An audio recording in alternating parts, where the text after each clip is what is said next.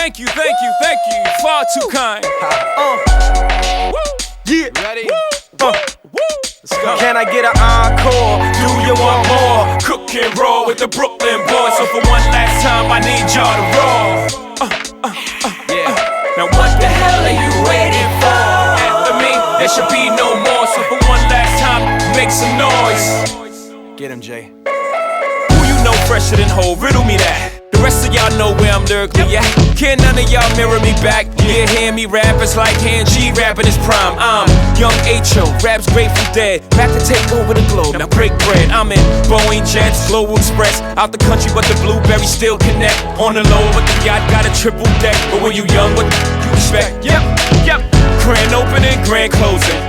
Damn your manhole, crack the can open again. Who you gonna find open a hand with no pen? Just draw inspiration. Who you gonna see you can't replace him with cheap imitations of these generations? Hardcore, do you want more? Cook and roll with the Brooklyn boys. So for one last time, I need y'all to roll. Yeah. Now what the hell are you waiting for? After me, there should be no more. So for one last time, make some noise. Waiting for. Look what you made me do, look what I made for you. Knew if I paid my dues, how will they pay you? When you first come in the game, they try to play you. Then you drop a couple of hits, look how they wave to you. From Marcy to Madison Square, to the only thing that matters is just a matter of years. As fate would have it, J status appears to be at an all-time high. Perfect time to say goodbye. When I come back like Jordan, we're in the 4-5. It ain't to play games with you, it's to aim at you, probably maim you. If I owe you, I'm blowing you to smithereens. Sucker, take one for your team, and I need you to remember one thing. I came, I saw, I conquered. From record sales, sold out concerts. Shmup, you want this encore? I need you to scream till your lungs get sore. I'm tired of being what you want me to be, feeling so faithless, lost under the surface. Don't know what you're expecting of me, but under the pressure of walking in your shoes, every step that I take is another mistake to you. And every second I waste is more than I can take. I've become so numb, I can't feel you there. Become so tired, so much more aware. I'm becoming this. All I want to do is be more like me and be less like you. I've become so numb. Can I get an encore? Do you want more? I've become so numb. So for one last time, I need y'all to roll. One last time, I need y'all to roll.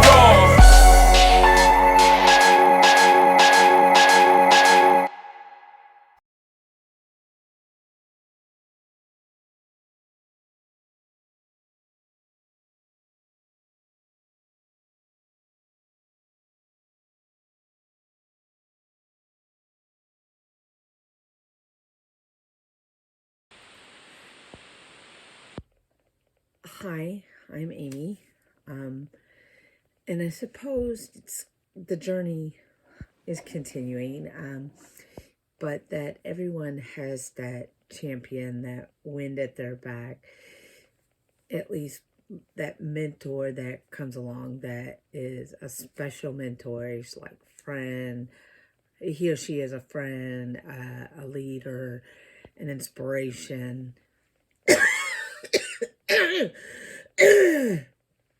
And for me, that person was Del Weston. And unfortunately, he passed away a little over a year ago on August 24th, 2021 from COVID. And that's him with his head cut off. And the award that he designed, and it was for the Founders Award. It was my body of work, and he changed my life.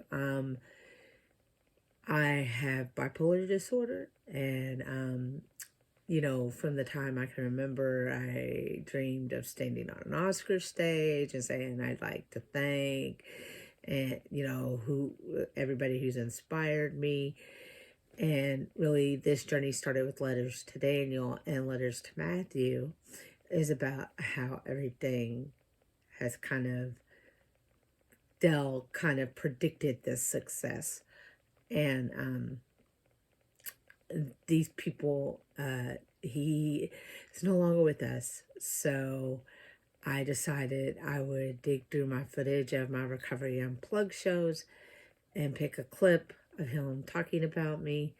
But Dell has inspired thousands upon thousands of creators. I'm not unique in that he inspired me and took me under his wing. He did it for countless others, and I miss him. I love him still. And if there are any other Del Weston creatives out there, hello. And I have a lot of people who inspired me, not the least of which was him. But he was the biggest champion I had. And in that he believed in my work. He's not the only one. There's several others. But he was a big, big, big champion. And he showered me with his knowledge.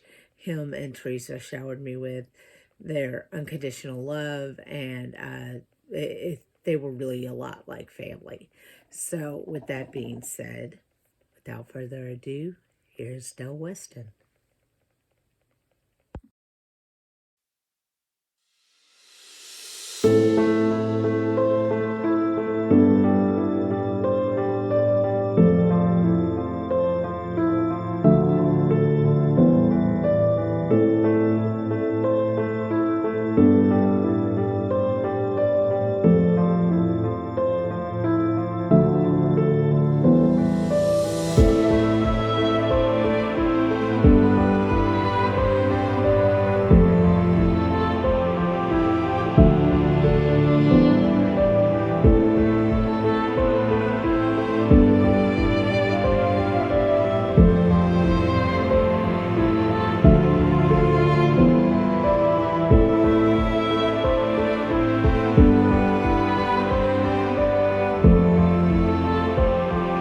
Dell Yes. has been an instrumental part of my growth as a filmmaker and writer.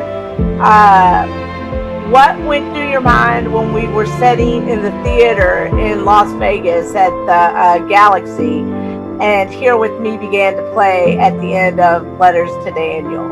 I was thinking two things.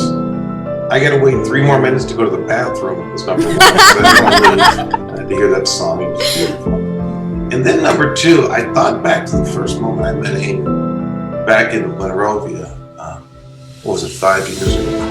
Yeah, it's 2016. So and well, when she came up and sat down next to my booth where I was doing registrations for people. Apparently, I'm not in touch with the favorite people, so I had to mingle. And she sat down. She said, "I don't feel so good." Well, what's wrong? And she says, "Well, I think it's my blood sugar." So I called a couple of volunteers and they came over and we had her some snacks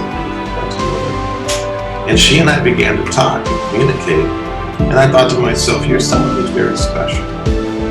And I'm very good at picking winners. That's probably the biggest talent I have is winning winners. And I picked quite a few of them over my years. And as Amy and I spoke, I started realizing there's magic for this woman. God is blessing her in ways that she's never going to know. And then to see it 5 years later, you got to remember about independent production. Not only can most people not get their films launched or completed, they just don't do it. I mean, it's like they just fail every day. She's completed so much work, written so many books, done so much on a limited capacity, yet somehow greatness always shines through for her.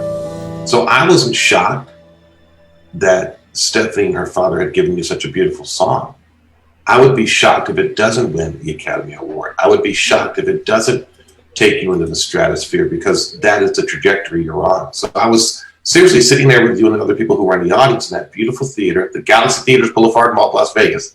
Galaxy Theaters Boulevard Mall, I love Galaxy Theaters.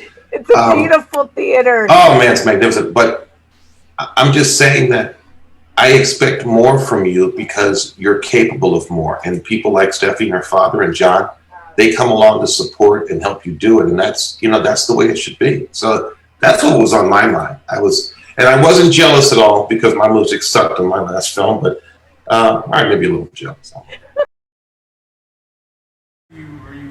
Hey man, this is Kevin Smith, and I'm not much of a reader anymore, man. It's mostly comic books for me, but when I do read, I like to read well-written literature, and Letters to Daniel is an insanely well-written book, man. The entire Heroes trilogy is something that I can't wait to read the rest of now that I've read Letters to Daniel by Amy Corkle.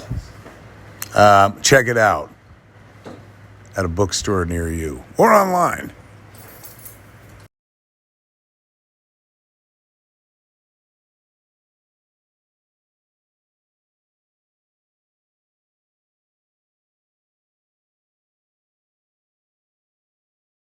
Okay. I thought you were looking for some like B-roll. impromptu, candid moments, not stuff that you ask questions on. If you want to do the questions, I'll do it.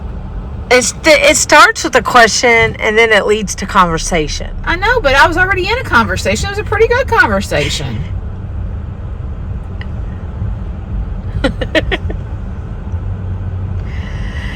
You better be getting my good side.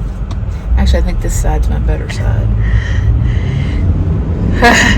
Well, tell people and tell me then how you were a kindred spirit. You were like somebody that it was a lot like me. I think that's why we were friends. Explain. We were a lot alike. Now we're not exactly alike. We never were exactly alike. But you was, first of all, you were somebody that was a lot like me. We had a lot in common. But you were also one of the only friends that just never left. You were a friend that stuck around. Yeah. So, what bonded us? I don't know. Probably that night going out to Stephanie's house and getting lost and getting cold and you eating ice cream and it's freezing outside. And then you're like, I'm cold. Well, no shit, Sherlock. You just ate ice cream. But your dad put like a piece of cardboard in the floorboard. He said he put it up in the grill because I didn't have any heat. Yeah, and he said he was surprised we didn't burn up a lot. Yeah, he was like, that was in the summertime. He was like, I can't believe you haven't blown up because you're supposed to take that out. He put that in the grill so that it would blow the heat from the engine back into the car, and I wouldn't freeze to death. I'm sorry, I've got like a little hair. Yeah, I noticed that. It's driving me crazy. Okay. So,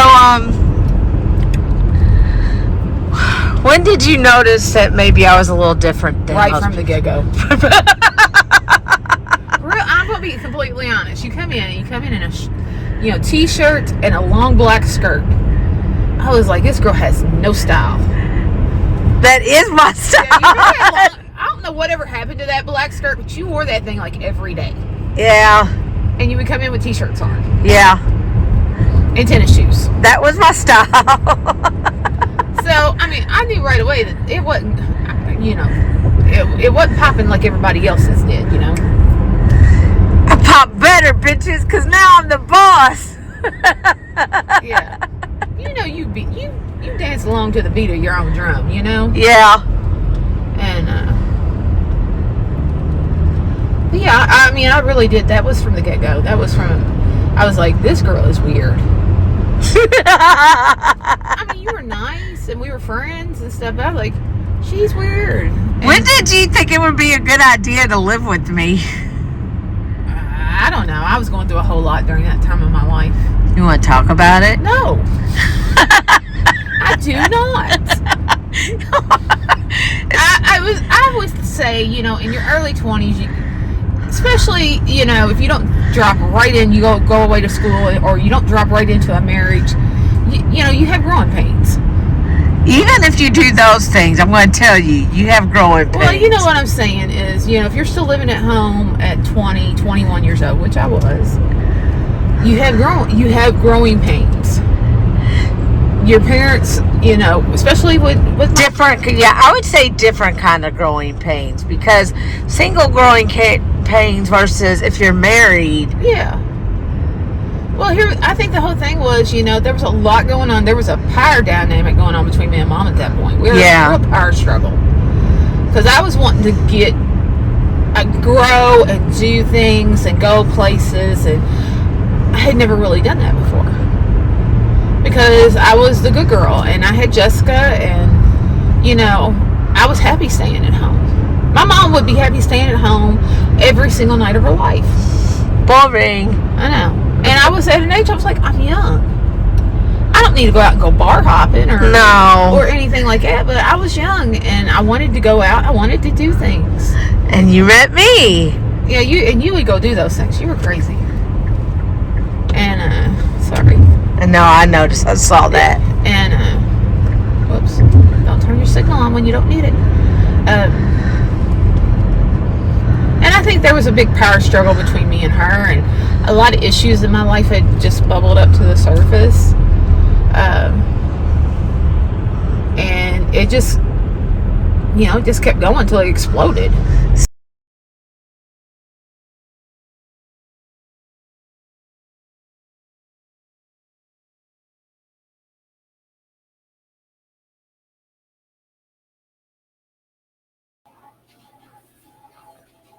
Letters to Daniel is probably what I'm proudest of. I've done, and it will probably always have the soft spot in my heart that others will never replace, because Letters to Daniel was my first feature film and first narrative feature, and it tells the story of how I went from breakdown to bestseller with bipolar disorder through the prism of my friendship with Melissa Goodman. She's also my collaborator on most of my projects, and open letters to my favorite actor, Daniel Craig. The experience of directing a film about your life is just, it's hard to put into words, but I'm going to try. When you bring a team of 40 people together and most of it is cast, and you only have about 9 crew members, and everybody's kind of doubling up on hats they're wearing, it's incredibly important that you show leadership.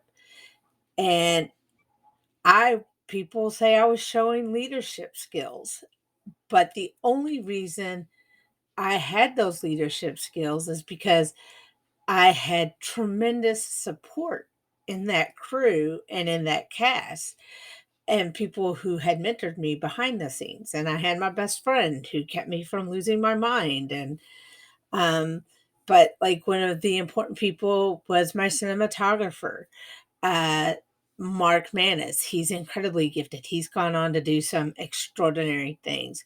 Clint Gage was my editor behind the scenes, and he had 30 years of experience as well, and he's gone on to do some magnificent things. Our lead actors, Brandon, Megan, and Virginia Bell, they were just phenomenal. And Megan has taken home like 13 or 14 awards, 15 nominations. Brandon has won multiple awards for the role. So has Jenny. The fact that everybody came together and worked as hard and put up with the conditions that they did. The hotel was the equivalent to a flop house. There are multiple stories behind that. And it was July, and it was hot, and then there was the mayor, Tim the Mayor Druck. He came up with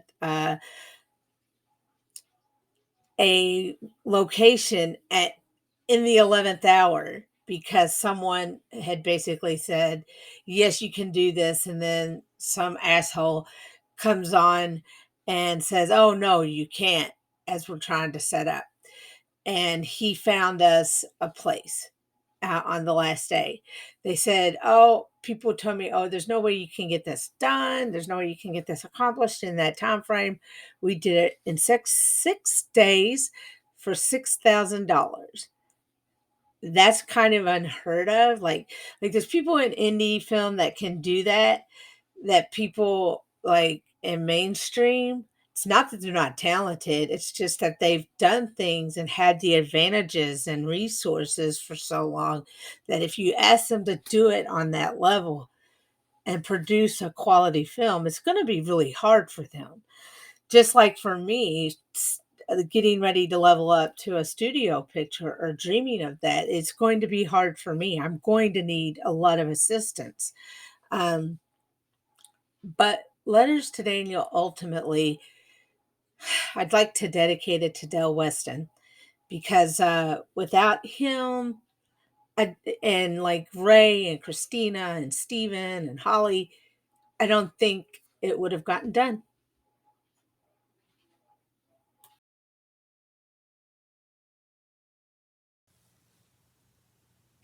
Hi, my name is Anna Lee Jobrile.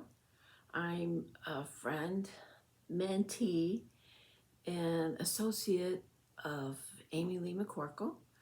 We met each other back about 10 years ago. I met her publisher and he asked me to edit her book. Amy and I got along. She liked the edits, so I edited a few more. And then I thought, well, I'd like to, why shouldn't I make a screenplay? And she said, you should. And since then, we've become the best of friends.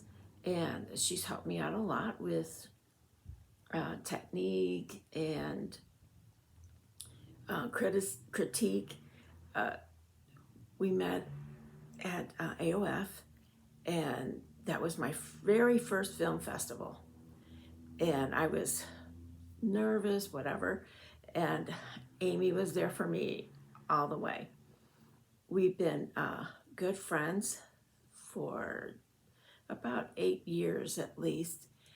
We go to a lot of film festivals together. We get into some interesting situations with things not going quite as planned as far as transportation or hotels.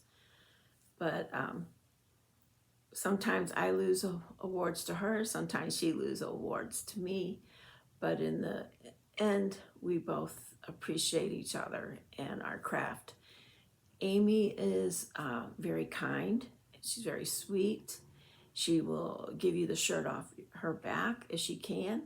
She will help you in any way you can, if she can, as far as dealing with bipolarism, which Amy has, and she's a strong advocate for it. She writes a lot on the subject.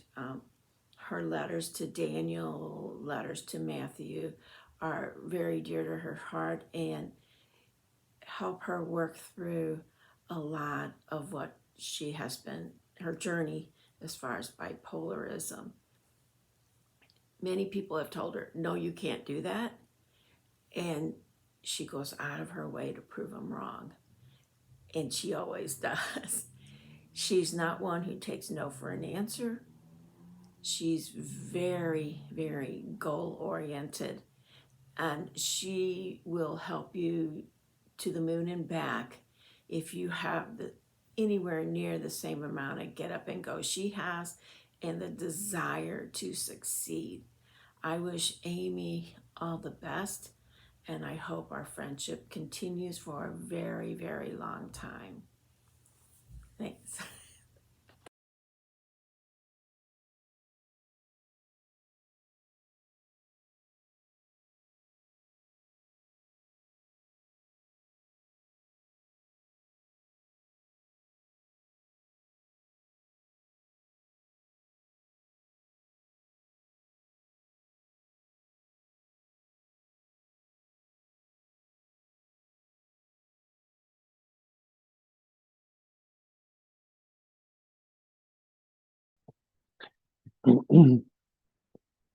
Hi, I count Amy McCorkle as one of my dearest friends. She's caring, she's giving, she's loyal, and talented. Oh, so talented. I'm not sure exactly how many years I've known Amy. I first saw her at a film festival award presentation in Cleveland. I was there because I just won a screenwriting award. And as I sat there nervously awaiting my category to be called, I saw one woman being called up to accept award after award after award. And yes, that was Amy. Suddenly, my single award didn't seem so big. Normally, I would have been intimidated beyond belief, but I knew I had to meet her. And since that day, and Amy and I have just been best buddies. We've been so close. And I've watched her blossom into the talented filmmaker she's become today. She continues to blossom. Her dedication to her Letters to Daniel project and what it stands for is beyond amazing. And the fact that she continuously finds new avenues for others to experience this message astounds me. And still, she finds the time to write and publish novels, podcasts, short films. I keep telling her if I give anything to have a fraction of her energy and commitment. She's developed a deep connection with so many in the independent film community, all of whom are thrilled to work with her, and they all call her a dear friend, as I do. Amy, you go, girl. Keep up the good work. I'm always pulling for you, always will.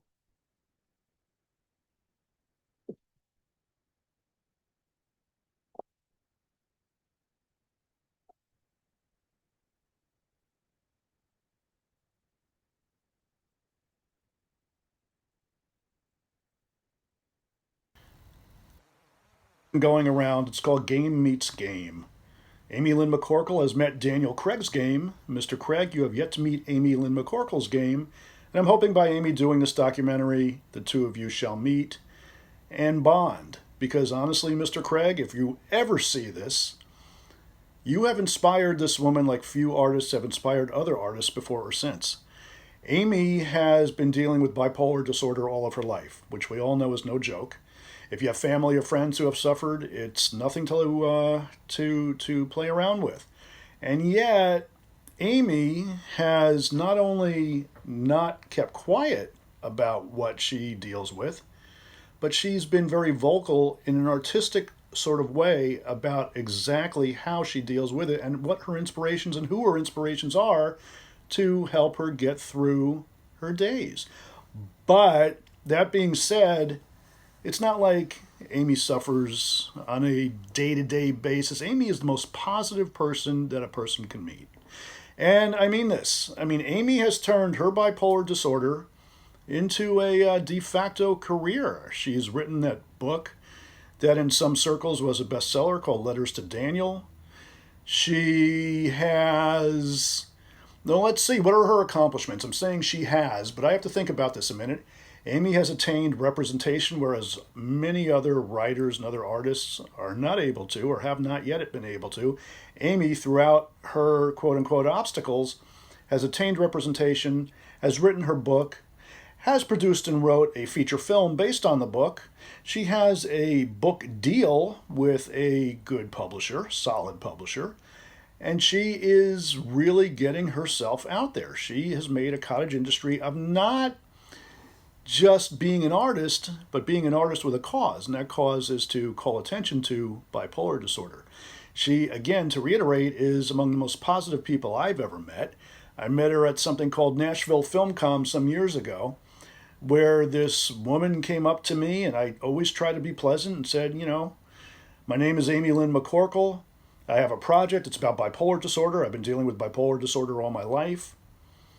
And she grabbed me from that moment because she was so bold. I used to be a special education teacher, and some of my students used to try to keep their illnesses or what they were dealing with psychologically or physically or whatever away from other people. They didn't want them to be known. And Amy is out there. She's as out there as anyone. And again, in the past few years, she's become friendly with some people in the business who you and I know and know of, but have not necessarily met. I'm saying some real decent people. When I say decent people, I'm not referring to the quality of the individual. I'm referring to these are icons. And Amy is just like a bull pushed her way into this business, and she will continue to do so. And when I say this business, I'm referring to film, I'm referring to books. She is an awesome presence, very positive, and at the end of the day, what more can anybody ask for? The woman suffers again from bipolar disorder, and I only bring it up again because it's amazing to me what Amy has accomplished. She has accomplished more with her obstacles than many other people I've met in my lifetime. So I'm looking forward to seeing this documentary. I'm particularly looking forward to Daniel Craig seeing this documentary. And we got to get this thing all over social media so Mr. Craig can actually finally call Amy, and Amy can express how much one artist has meant to her in pursuit of her career and how much one artist continues to mean to her. So, Mr. Craig, we don't know each other, but thank you for helping my friend. And Amy, keep on keeping on. You're awesome. There's no end. There's no stopping you. So keep it up. Take care. Have a great day. And we will speak soon. Bye-bye.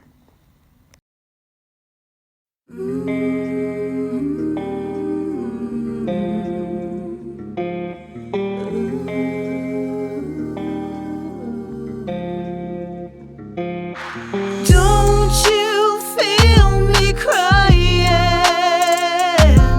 I'm washed away by the fall. Every day it feels like I'm dying. The waves crash my back to the wall. The current's so black as it takes me. I can't feel the sun or its warmth. No one around that can save me. The tide pulls me further from home. Don't you feel me crying? I'm washed away by the fall. Every day it feels like I'm dying. The waves crash my back to the wall. 8 hours since the first drop fell, and 8 hours sinking alone. I wish someone would read